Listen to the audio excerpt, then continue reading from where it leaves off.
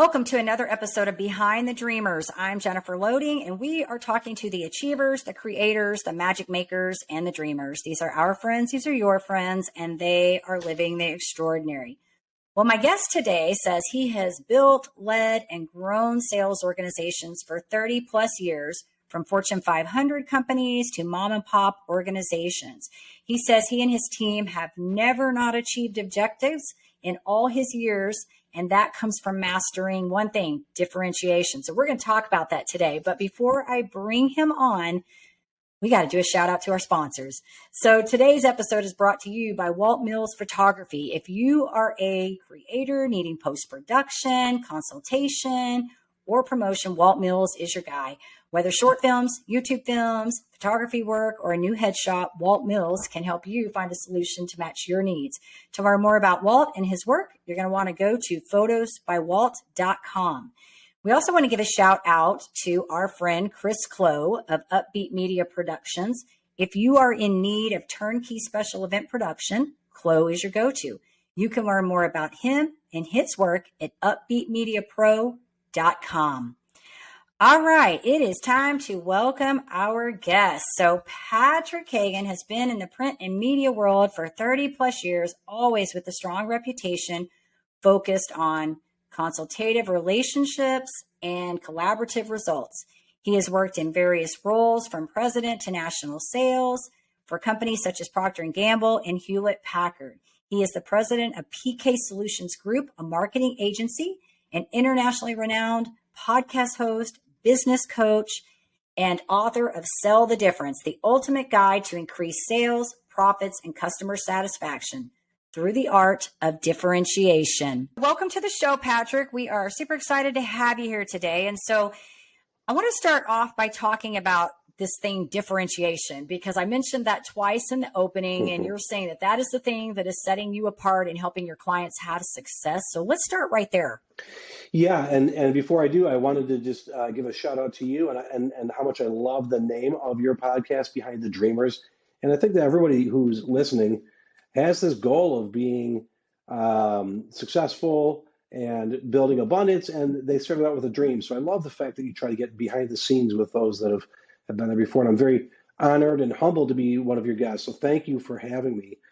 And yeah, differentiation is, I think, an overlooked asset that we all have the capability of doing. It's the number one most important skill any person can have, any person who interfaces with a client can have. It's also the number one most overlooked skill in terms of professional development. So I brought with me today a quote. I want to read it to you that says, "You will never be able to do anything better unless you can manage to do it differently." And that's really an important place to start, because if you think about how humans learn, we learn a lot through modeled behavior. In other words, you show me how to do it and I go do it. You could actually learn bad habits and go repeat those bad habits and show those bad habits to others around you. So you may end up learning to actually do things the same as others, and you believe you're actually doing things differently. So differentiation, by definition, it is actually defined as the act of creating a set of meaningful differences to distinguish one from another. And I want you to think about that definition. It's all choice-based. It's all action-based. So the act and create and meaningful and, most importantly, distinguish. So if we start there and you think about differentiating, let's say in a sales capacity, many of us, when we talk to our clients and they ask questions like, why should I do business with you? We talk about our years of service, our credentials. We use 100% recycled products. We're a leader in ISO 9000 ratings.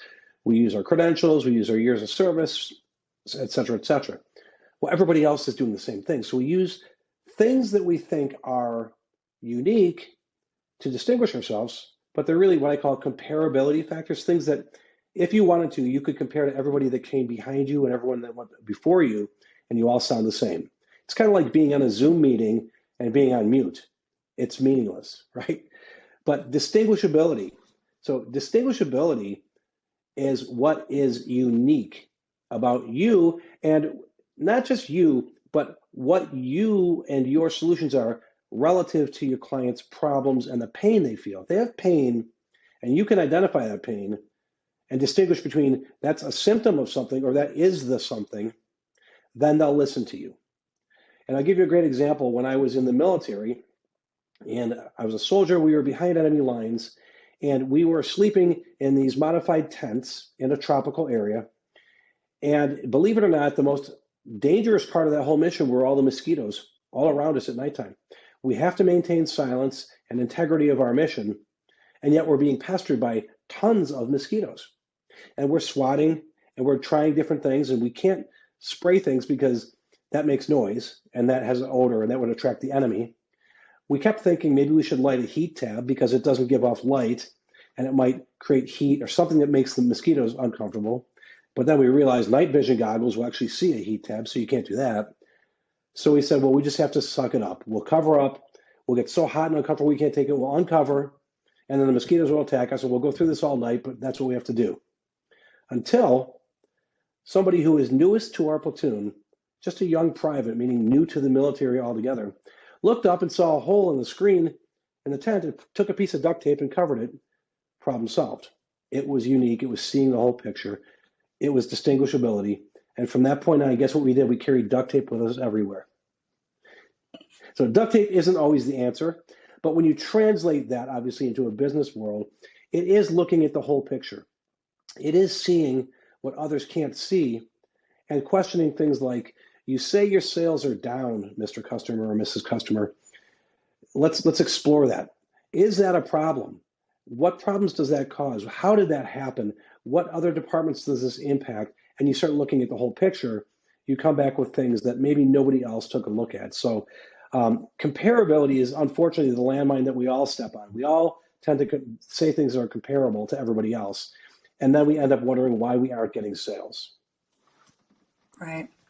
I like that. And something that you said, I feel like because I've been working with this mentor and I feel like I've kind of had some of these conversations, and you were talking about, finding your customers' needs. And I heard something the other day that was really good, like how you eat your customers' complexities, right? Like how you make yourself different by taking their complexities and making them easier, right? To set yourself apart. So I like this. And I think you're right, because I work with a lot of entrepreneurs, and, when you're talking to them, it's like, the question is, how are you different from, say, Joe, the realtor over here, or Joe, the insurance agent, or the financial planner, because we know lots of these people that do these industries, right? It's like, how do you become different from your competitor? And they want to do the same thing because they think the other person's having success.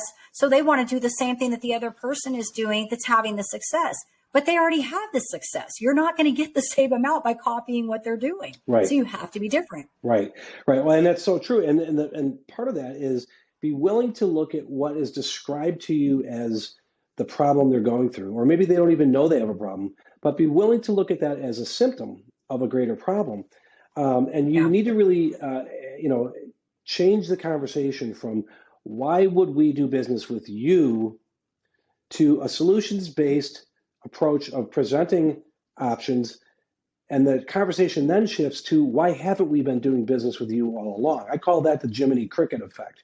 And you think of Pinocchio, the story of Pinocchio, and Jiminy Cricket was the wise conscience that always told the truth, always asked the tough questions, and was always there making you think. So what I want for my customers to go through is this metamorphosis where they go from staying awake at night, worried about the problems they have in their business, to then at night, all they can think about is these solutions that Pat has offered me, and why haven't I been doing business with him all along? And that's a really, really unique perspective, and it's hard to get there. And there's what I call the 4 disciplines of differentiation. And I wrote a book called Sell the Difference.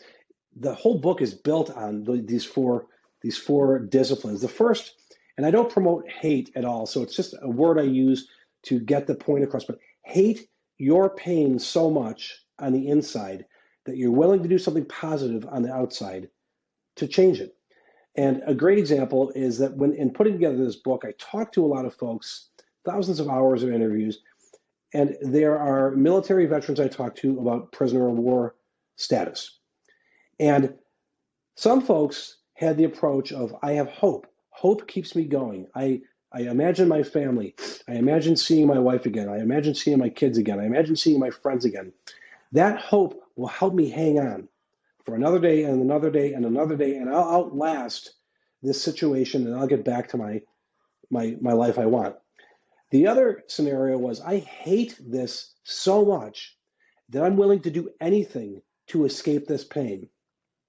Now, both strategies, maintain hope or escape, are correct strategies, but they're different mindsets. So the first discipline is hate your pain so much on the inside that you do something positive on the outside. Hate losing sales over and over again so much. Hate losing revenue opportunities. Hate your commissions being unpredictable so much that you're willing to do something about it. You're going to develop a profile of what your ideal customers are, and you're going to develop a profile of what an ideal salesperson is, and you're going to compare yourself to that, and you're going to find areas you don't measure up. But that's a discipline you have to be willing to do, is hate your pain so much that you're willing to change. The second is I tell people, inspect what you expect. And really what that, I kind of modify the words to introspect what you extrospect. So whatever you expect to see in the outside world, you got to check yourself. I expect to see my income grow. Is it growing by the changes I've made? Many people, they understand the word differentiation. It's like understanding the word curveball. I understand curveball. I just don't have the discipline to sit and practice and do it and throw a curveball. But I understand a curveball. Well, I understand I want different results, but am I willing to do what it takes to get that? And you have to look at, as a salesperson or a sales leader, you have to look at the person you think you are, the person you really are, and the person the client thinks you are. That takes a lot of courage, and it's very humbling to go through that. But if you want to have that step one, the discipline number one happen, hate what you have going on so much that you're willing to change, you have to be willing to go inside, look at what you are inside, and change it on the outside, and check yourself. Then the third discipline is to act daily. Do this every single day. The practice of differentiation starts when you wake up. Don't grab your smartphone. Don't look at your calendar. Start with, how am I going to differentiate in the world? Because really, differentiation means I am unique. And if I'm unique, I'm the only place you can go to get what you need, Mr. and Mrs. Customer. And not only will you buy from me today, but as I switch industries, you'll bring me with. As you move up your career, you'll bring me with. But I have to practice daily. And then the last thing is patience. It's not natural. It's more natural to follow the model behavior. Do what my manager does because he's my manager or she's my manager, and that's what they do. But have patience. It is painful. It's like fixing a golf swing or fixing a tennis swing. It doesn't feel right, and it's very easy to go back to old habits, but your game never improves. Sure. This is good. Okay. So yeah, thank you for explaining all that. That's good. And I agree with you on all those points. So thank you for sharing that. I think that, yeah, that making yourself different is a tough thing for a lot of people. Like I said, they want to follow what everybody does because they think those people are having the success, and you can't compete with the people that are already there. You've got to figure out how to be different and compete with the people that are doing wrong, and get it to a place where your client looks at you and says, you have what I need. Nobody else has that. You're the person that has what I need. That's all it's almost like I talk about conversion and selling. I heard this from a mentor as being a little bit different. They're very subtle, but they're a little bit different because the conversion is really the belief revision. It's how you're convincing your client that what you have, nobody has, that you are their source, their provider, whatever that is. And then when you present the product or the offer, that's that selling piece. And it should be superfluous if you've already done enough conversion, if you've already done enough, getting them to believe why they need to be working with you, then this selling piece is really not so difficult any longer. That's absolutely correct. And really in everybody's job, whether or not you're in the role of sales or sales leadership, or you could be in accounting, you could be in executive leadership, whatever it is, everything speaks. And if we live in the world where everything speaks, then what you do speaks louder than what you say. And so I use that example because I can lie to your face and my words are lies, but what I do, even when no one's looking, which is called integrity, that's the truth. So actions are truth. And if you're creating that environment, then you have really cool things open up. What you're doing is you're building abundance around you. I just had a question on another interview where somebody said to me, what's your definition of success? And I hear that question quite a bit. And I think people are looking for like wealth and lots of money and customers and things like that. And I'm like, my definition of success has to do with building abundance around me. Now, abundance to me has nothing to do with wealth. Abundance has to do with the happiness within myself, my family, those that I choose to be in my circle of friends, and those that choose to keep me in their circle of friends, and my customers. And so when I'm selling in an industry or leading salespeople in an industry where we sell industrial chemicals, so you think of big, heavy equipment for manufacturing, and that equipment, if it breaks down, that company is dead in the water. And my company's products are preventive maintenance, and we keep them going. We solve problems. That's great. Then I switch industries. I go over to Hewlett-Packard. Well, that has nothing to do with industrial chemicals and big, heavy equipment. That has to do with optimizing workplace environment, printers that are efficient and secure, toner, all that stuff. Well, why is it my customers who work in the industrial area, when they hear about my career change, find a way to bring me over and introduce me to the right people in the technology area? It's because I differentiated myself, and they said, this guy is about solutions. He'll back it up with what he does. You'll see. And so that's what happens is you go through this transformation as a salesperson, and really what happens is when you differentiate, you co-elevate everybody. The buyer side is co-elevated. They can count on you. The seller side is co-elevated. You start to make more money. And everything that I talk about, I'm not teaching people how to get rich quick. This is not get rich quick. Right. You will get rich. That's a byproduct, but you'll get better. And you'll build abundance, and you have better relationships, professionally and personally. And that's really what it's all about. Awesome. Well, you brought up a word in there, solutions, and that just triggered me. We got to talk about that. So tell us what this PK Solutions, tell us what you guys do over there. So yeah, my company is founded on, I call it solutions. So there are print solutions and there are business consulting solutions.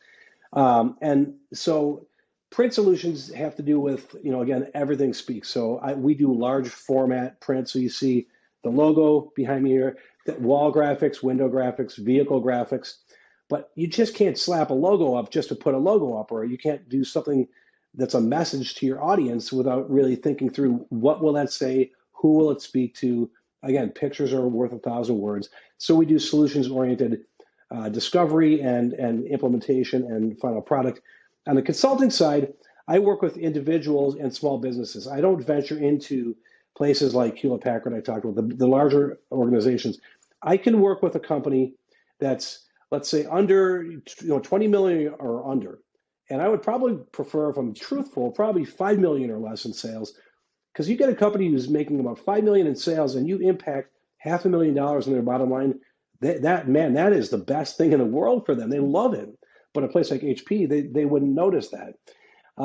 So I work with smaller companies as well as individuals. So Jennifer comes to me and says, Pat, I want in my career to be personally better at my professional ladder that I'm trying to climb. I want to get to the C level of executives, and I'm struggling, and I can't help myself because I'm in too close. I care too much. It's too personal to me.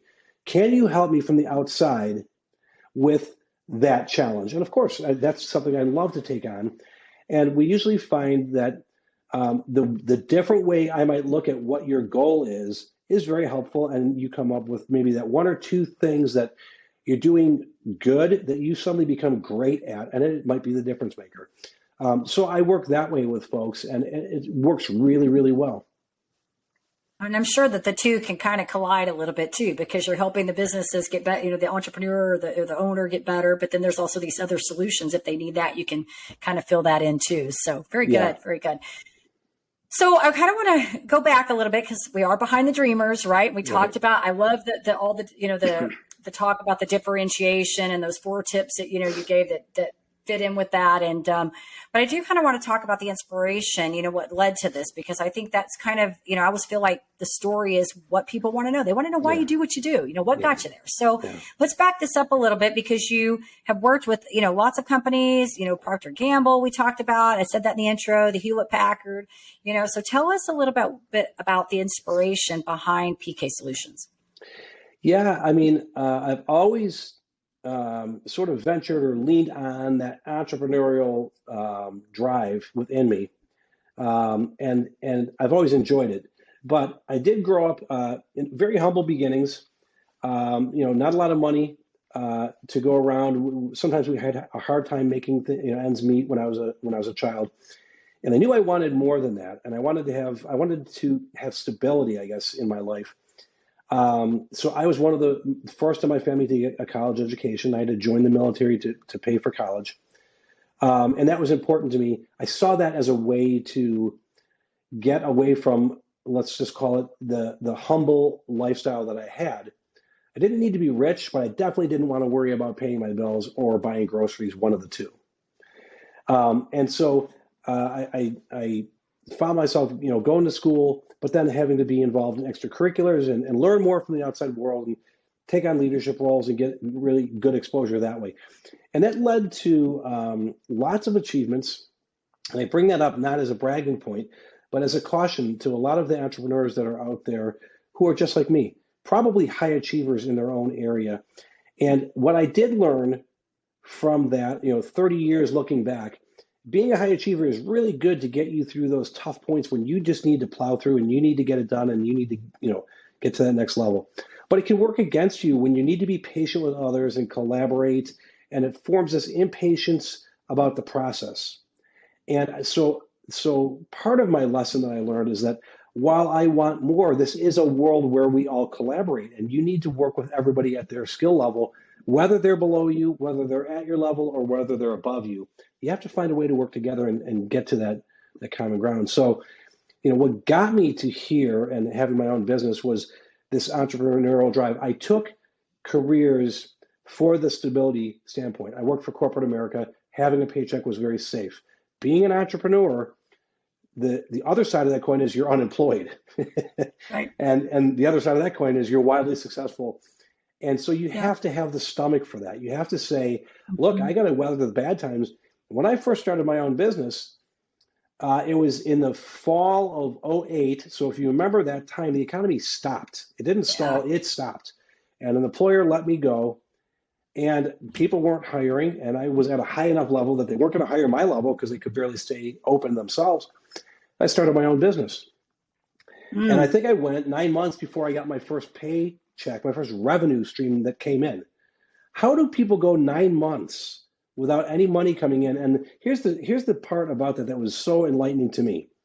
All those years that I was climbing the corporate ladder, air quotes, doing well, I never felt like I had enough money or enough of anything. And then suddenly when I'm let go at a moment's notice, I have no money coming in, I have more than I ever wanted. I had more, I made it. It was fine. Everything worked out. So your expectations can lead to outcomes, but your expectations can get you lost along the way too. Yeah. That's good. That's good.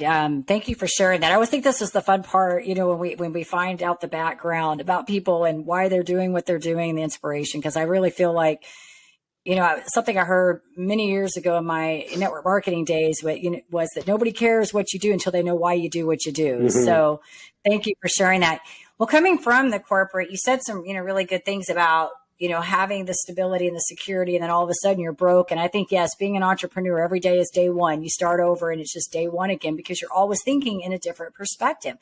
But the beauty, I think, of also being an entrepreneur is that you have that freedom, that autonomy to call the shots, work it the way you want, work within your core values. And I agree with what you said, even about being a leader and how you get very impatient and you want things done, and you do have to learn to collaborate and be, if you want to move, I mean, it works better if you can learn to get along with others and be patient, right? Yeah, you have to play nice in the sandbox. You're exactly right. Yes. And I can totally resonate with what you're talking about, because this is a common thing I have to find myself. Sometimes it's so much easier just to do than explain. Right. I don't have time to explain it. I can get it done, Right.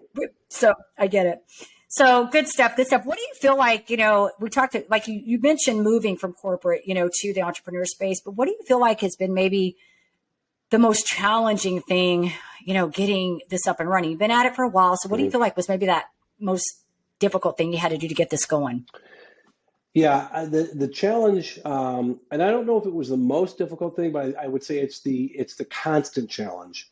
So it doesn't go away, is to Sure. always be answering for yourself, am I solving a problem for somebody? Yes or no? If yes, Mm, who is that somebody? Who owns that problem? Who has that pain? And then does my solution solve that pain? So I run into folks all the time who tell me, I can't take my job. I want to start my own company. I built a website. I got a name of my company. I got a name of I'm even going to call my product this. And they haven't once answered, does somebody really have a problem that you're solving? Does somebody really have some pain? Or so they get out of order. They get a little ahead of themselves. And that's why a lot of folks fail in business is they'll get the name of their company in their mind. They'll get the name of their product in their mind. They'll build this website, but they haven't defined the market. Who is it that mm, actually has that pain? How severe is that pain? Now, are there people solving that problem? That's okay if there are. Competition is good. That means there's a valid right. market. How will I be different? How will I be what they choose? Because listen, if price is your only difference, you might as well go out of business. Right. A I monkey agree. can lower their price, right? Anybody could beat you for a lower price. But if you're unique, if you can distinguish yourself, and even in my book, I put together a couple of really good examples, some really, I call it practical inspiration because it's the things that I give you are very easy to remember. And if you can remember, you can repeat. And if you can repeat it, you can scale it, right? But it's inspirational because it's true to life stories of things that have happened. And I put together, for those that are analytical, a really nice graph that I call the differentiation curve. And I put it together from the sales perspective, and then I put it together from the buyer's perspective. So you have two of these differentiation curves, and when you overlap them, you can see where the gaps are. And when you take your Hmm. own situation, you say, okay, customer ABC, here's this person, they value what I do very little, and I'm differentiating a lot. So where does that put me, and what is that going to be the outcome? And probably that's what your outcome is or will be. And then when you look at the customer's perspective, and a lot of my interviews, I talk to the procurement side of things. And most every one of the purchasing or buying professionals told me, I wish every salesperson would ingest your book and make this part of their DNA. Because if a salesperson does not know their own value and cannot distinguish what makes them valuable compared to the others, then I will tell them their value. And I'll usually take whatever they say and I'll cut it down to 1/10. So I'm going in saying, geez, Jennifer, I've got this $1 million savings I'll provide you. And that customer is going to say, well, I'll tell you what, I know the market. It's not $1 million savings. It might be $100,000. And I'll do this and I'll buy this and I'll buy this. And they sound like they know more. But really, what it is they know you're not doing your job and they're fed up. And you might take that deal and feel really good, but you might have had a hundred or $1 million solution that you just didn't know how to differentiate yourself. Mm, that's good. Yeah. So it's got to be something that's practical and inspirational. If you have an inspired sales force, you can't touch them. They're unbeatable. And they don't have to be the best. They just have to be different. Different is better than best. Yeah. Something's coming to mind as you're talking about this. And I heard about the research in there. I was picking up on that, knowing your market, right? But something I saw, and I know I'm going to butcher this. It's in the program that I've been working on because we talked about this, a lot of this contextual, using context to do conversion and all of that, revision belief and all of that. Mm-hmm. And I can't remember what this company was or where it was, but it was like this restaurant. And one night they had where you could come in and get a discount. It was like that you could get like 10% off your meal. The next night they had something where there was going to be like this different experience. Like you were going to get something. I don't know if they were going to give you, I can't remember all the details, but what was interesting about that concept was that, the night that they did the discount, they had some people show up, but the night that they created this like environment or whatever this was, they had people lining up out the door to get into this place, this restaurant, right? Right. And there was so many things, but I think the thing here was that they were creating some kind of different, unique that these clients wanted to come and check out. So when you were talking about the price, I agree with you on that. Mm-hmm. If you're going to do a price, what kind of client are you grabbing? Is that the client you even want to be grabbing, right? Like what is your type of client that you're looking for? Right. So that being different, I think is important in finding, what is that? What does that look like? And I love that you said about having, like the inspiring and the passion Yeah. in your team. I agree with you on all of that. Well, and if you think about, if you apply that concept, so first of all, what I love about what the restaurant did was doing something different that created the Jiminy Cricket effect, right? Why Mhm. haven't we been coming here for dinner all along? A discounted Right. price, that's never going to make you say that. It's like, they got me in for a low price, but you get what you pay for. I mean, free is another price tag. If I give you my book for free, it has no value. Hmm. But when you make an investment in something like that, you say, I'm going to cherish this. I'm going to make this thing work for me. I'm invested in that. So I like what they did. And I like the fact that they wanted to create something different. So they did something different. And Hmm. when you take the concept of different is better than best, people will say, why haven't we been coming here for dinner all along? This is phenomenal. This is one of the best restaurants, and they'll spread the word. And you're no Right. longer then what happens, and in sales, what happens is you're no longer a salesperson. You have now promoted Hmm. yourself to solution provider, consultant to all their problems. So I sell grease and lubrication. Now I sell Hewlett-Packard solutions. But my customers Yep. bring me with them. I'm no longer knocking on the door. I'm making it easier. Right. Now it takes practice and patience, and it's the long game. It really is the long game. Mhm. And you have to be willing to go through that long game. Yeah, it has to really be about the customer experience. I believe Absolutely. it. I believe it has to be, how are you making their life easier? What are you doing to make their experience better and making their life easier? You just figure that out. Like Right. whatever you're doing, just figure that out, and you're going to be winning, right? And if you can do it, get it in a different way, but figure out how to do that. It's funny. I'm putting this program together right now and I'm going through, it's in different phases, but what I'm covering right now is really about the human condition because Hmm. we mentioned a lot. You said about self-worth, all of that. I mean, we can teach scripts all day long.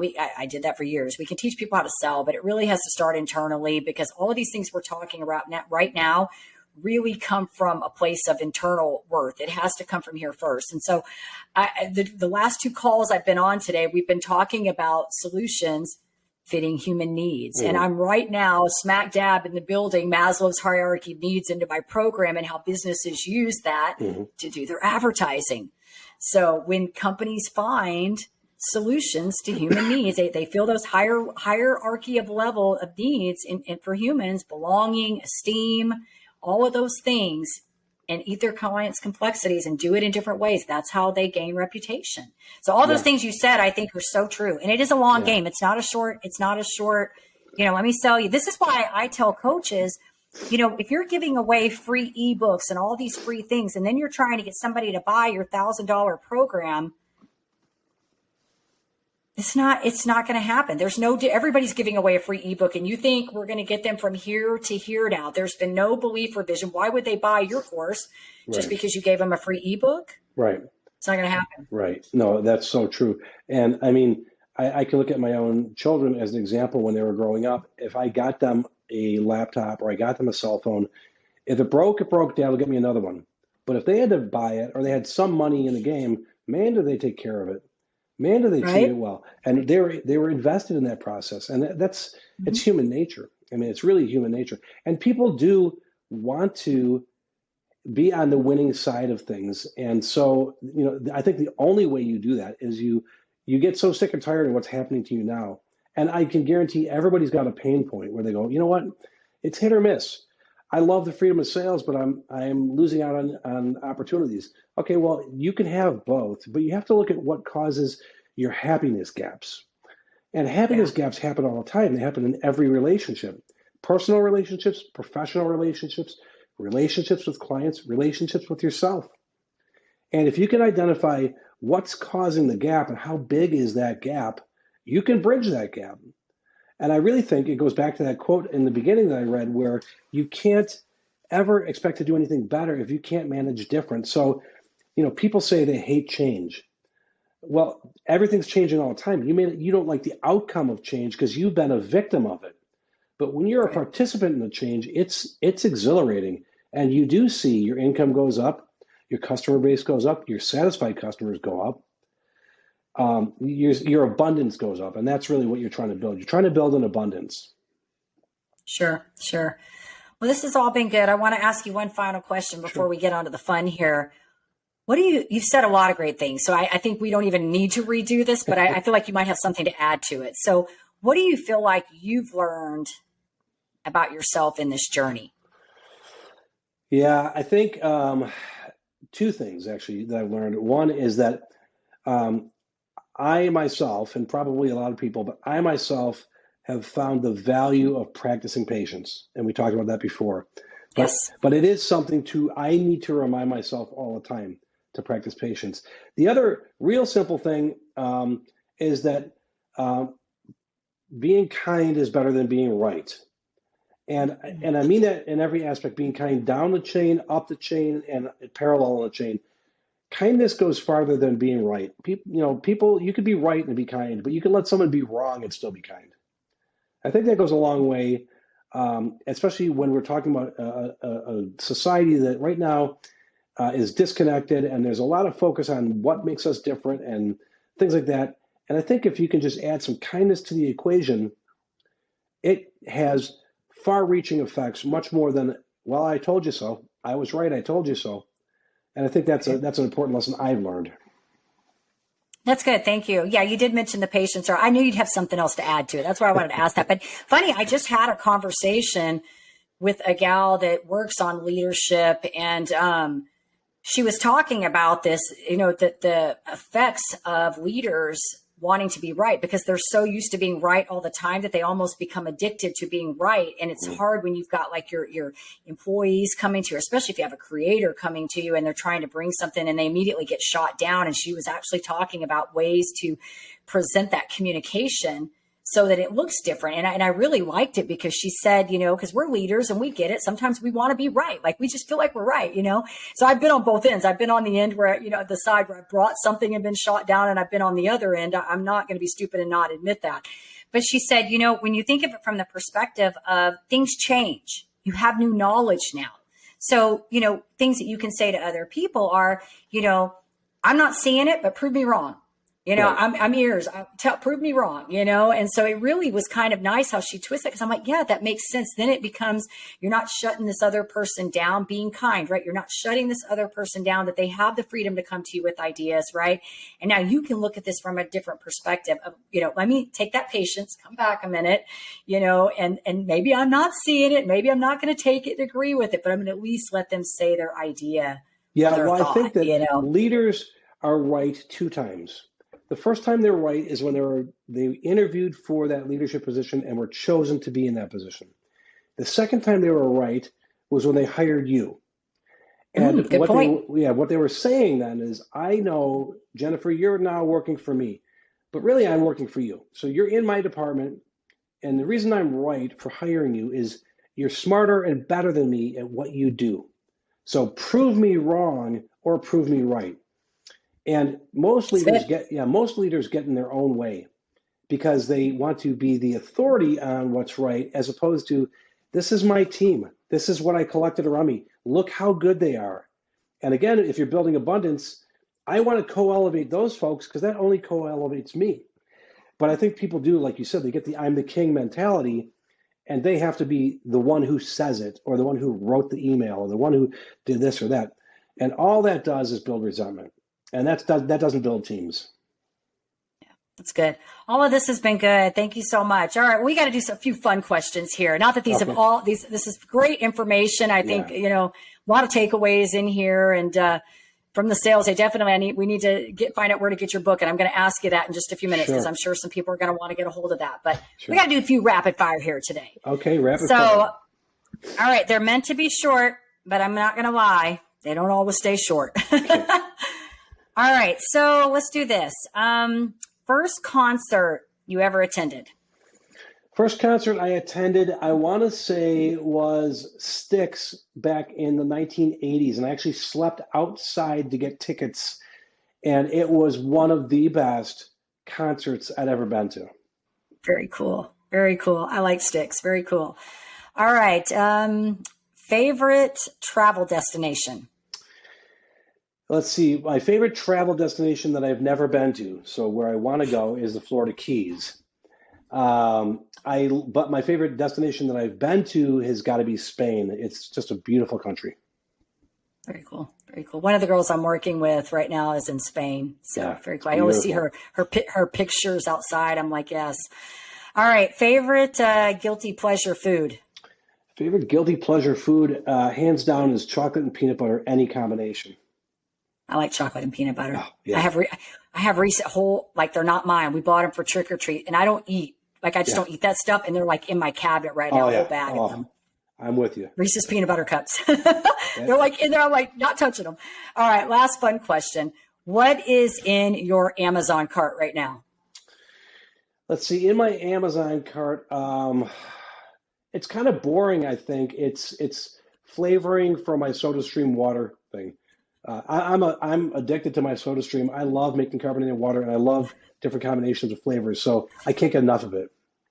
That's fun. I've never had anybody say that's a first. That's different. Haven't had it. I love that question. Yeah. I find out the funniest things about what's in people's Amazon carts. I think it's so fun. That's hilarious. All right, Patrick, this has been amazing. Thank you for all of the information. And of course, if our listeners want to learn a little bit more about you, PK Solutions Group, and to get your book, where do we want to send them? Yeah, so the simplest place is to go to pksolutionsgroup.com. That's my website. And there we've got things in every price range. So for free, if people want to listen to our podcast, we've got 9 seasons of our podcast. There's a button right there. You can hire our group for consulting. That's the more expensive end. And then right in the middle, you can get our book. It's called Sell the Difference. And you'll see it on every page of the website. And you can get the book. And you even have, an ability to connect with me, the author. I talk to a lot of my readers. They have lots of questions. And you really, again, trying to be different. You don't get that with every author. You can't necessarily connect with them and have them expand into your own business. So pksolutionsgroup.com is the greatest way for any of the resources we have. But I'd encourage anybody to connect with me on LinkedIn as well. I'm on LinkedIn quite a bit. I have a great network. I'd love to have, if people need to meet other people, I'd love to connect people and just love to get some new connections. Sure. All right. We'll make sure too, when this goes out, that we get your, the website in there and get you tagged and all that good stuff. So perfect. I appreciate it. We'll make sure it's connected. Do want to say to our listeners, of course, if you enjoy our show, please be sure you give us a rating, both on iTunes, Facebook. We can't do this without you. Hit that subscribe button on the YouTube. And we want to leave you with a final parting thought. In order to live the extraordinary, you must start. And every start begins with a decision. You guys take care, be safe, and be kind to one another. We will see you next time.